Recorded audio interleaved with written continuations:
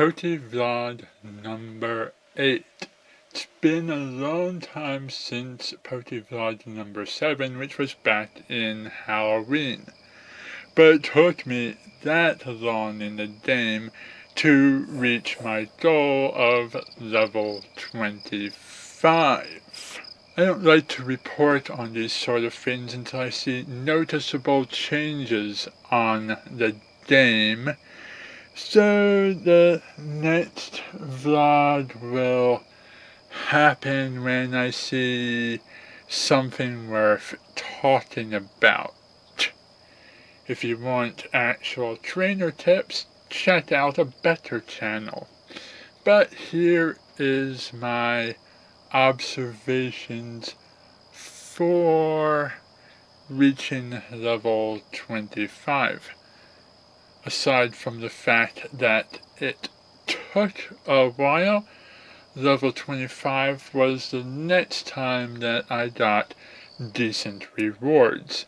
I finally got the max potions.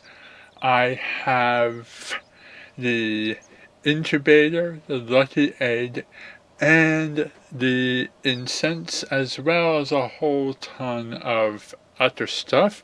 I think there might have been some lures in that particular reward as well. Reaching level 25 was an interesting journey. By the time you reach around level 20 or so, you start noticing noticeable changes from what you would see at some of the earlier levels. As I got up to the early 20s, mid-20s, late 20s, I finally started finding myself able to encounter pretty much every Pokemon in the game.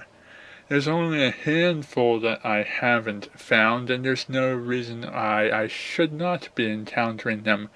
I've now seen pretty much everyone's Stage 1 evolution in the wild, and many of the Stage 2 evolutions, and occasionally a Stage 3 evolution, now spawns in the wild quite regularly.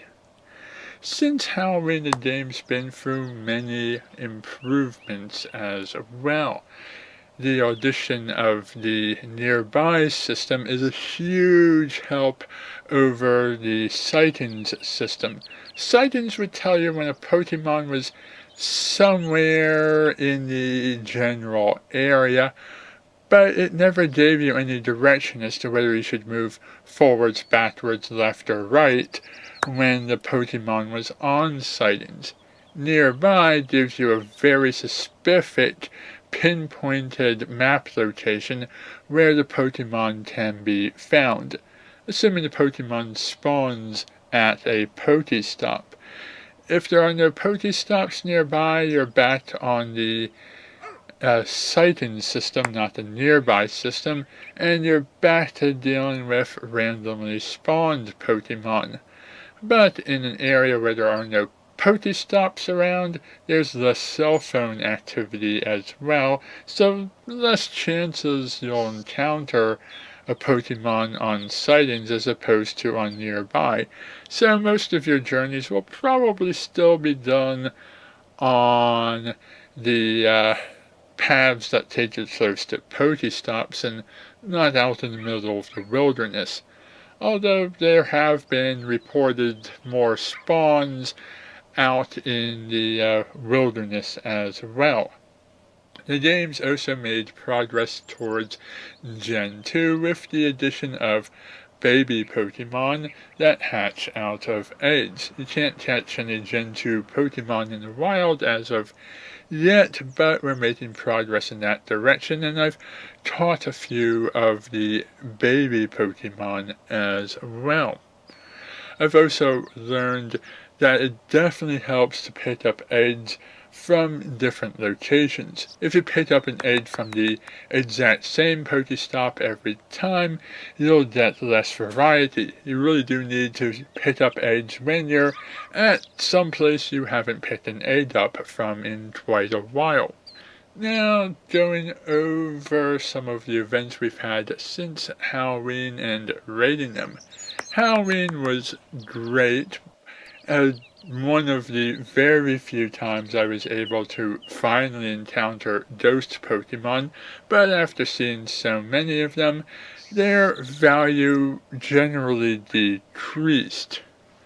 Although now that the event is over, their value's gone up a little bit, but I have all of those Pokemon in my Pokédex and nothing really left to hunt after.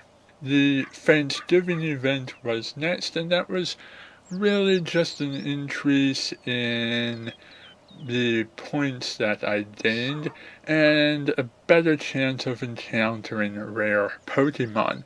I did get a Dragonair during this event, but that was about it. Things like Litatons did appear on sightings, but I never got them to spawn at my location because nearby system wasn't out as of Thanksgiving, and that's something that really would have helped. I almost had a Porygon in fact, but it just never spawned during that event. After the nearby system came out, we had a much better and easier times finding Pokemon during the Christmas event, which is when we got the Santa Pikachus, the free incubators, the eggs for the second generation of Pokemon, and during New Year's, the free starter Pokemon Squirtle, Bulbasaur, and Charmander spawning more frequently. Sadly, that stretch of time was extremely rainy for me and I didn't get out a lot, but I still managed to get everything that the events were offering. 8 free incubators, plenty of eggs, lots of Pikachus in cute adorable little hats, and each of the starters in their first and second level evolutions. The Pikachu event was kind of cute and fun and showed the game progressing in a nice direction, and it helped me get Pikachus and Raichus. But it really wasn't as special as the time when I was collecting Ghost Pokemon. The egg event was nice to get the free incubators, but during the egg event, the only new Pokemon I hatched was Elected. I did hatch other baby Pokemon, but that was after the event ended. So, not having guaranteed Gen 2 eggs, only increased Gen 2 eggs, was not as fun as hunting down Santachus and Ghost Pokemon.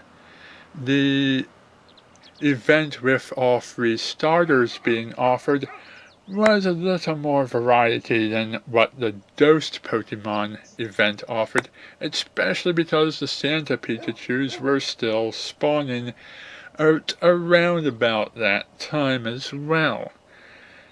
So it was definitely nice to get out and get some nice Pokemon, have some free incubators, and do some fins. What I've realized is that it's nicer to have Pokemon spawning in the wild than it is to have free incubators or rare eggs or something like that.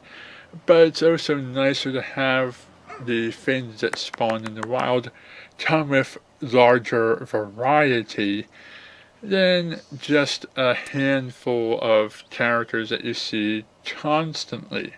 When the events weren't going on, I was seeing all sorts of new Pokemon that I'd never seen before. A lot of rock types spawned in my area for the first time ever when I was around about level 23 or so.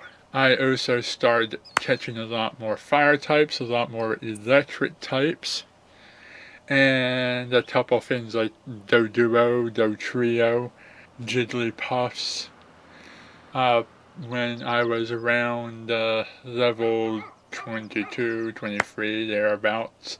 Around about level 24, I started getting Kabutos and Omnistars and Omniknights and those kinds of things. I got Rhinehorns around level 22 or so.